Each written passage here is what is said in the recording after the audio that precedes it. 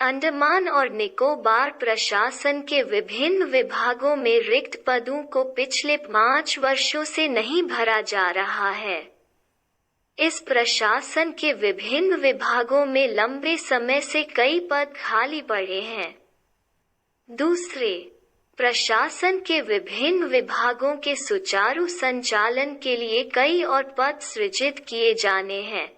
अध्यापन पेशे से शिक्षित और योग्य बेरोजगारों का एक समूह मुझसे मिला और बहुत खुश हैं क्योंकि हमारे माननीय उपराज्यपाल एडमिरल डी.के. जोशी जी ने हाल ही में ए और एन प्रशासन के तहत सभी एचओडी विभाग के प्रमुखों को प्रक्रिया तुरंत शुरू करने का निर्देश दिया था। ए और एन प्रशासन के तहत सभी रिक्त पदों को भरें।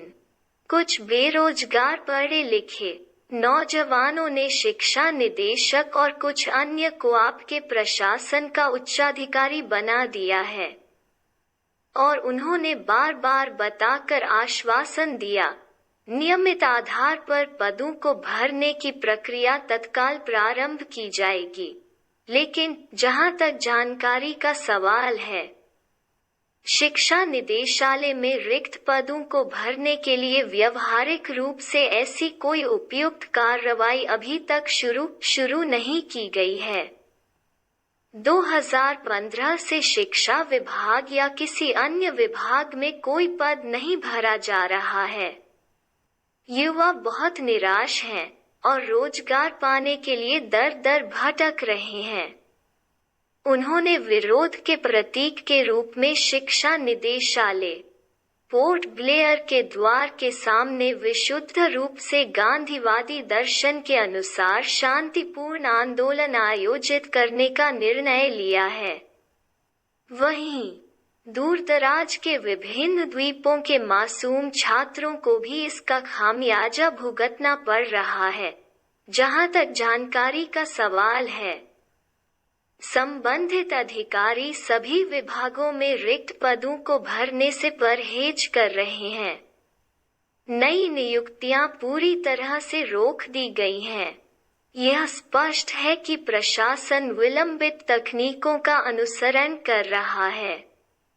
कई शिक्षित बेरोजगार युवा अपनी आयु सीमा को पार कर रहे हैं और इसलिए निराश भी हैं। उन्हें उम्र में छूट दी जानी चाहिए।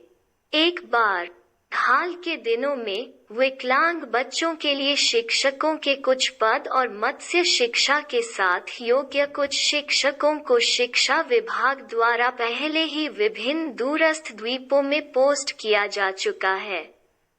इस संबंध में हम यह बताने का इरादा रखते हैं कि हमारे द्वीपों में उपर्युक्त क्षेत्रों में कई योग्य शिक्षक उपलब्ध हैं और यहाँ तक अधिकांश पद पहले ही गैर द्वीपीय उम्मीदवारों से भरे जा चुके हैं।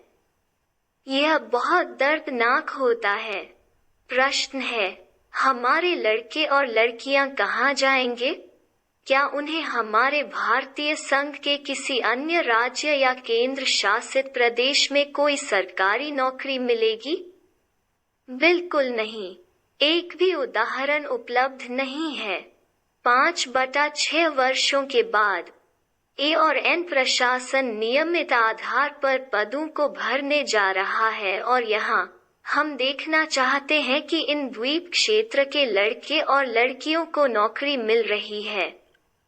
एक बार फिर हमारे माननीय उपराज्यपाल एडमिरल डी.के. जोशी जी और उनके प्रशासन से इस ज्वलंत मुद्दे को देखने के लिए हमारा विनम्र अनुरोध है। पी.के. हलदार, अध्यक्ष, अंडमान निकोबार डेमोक्रेटिक कांग्रेस।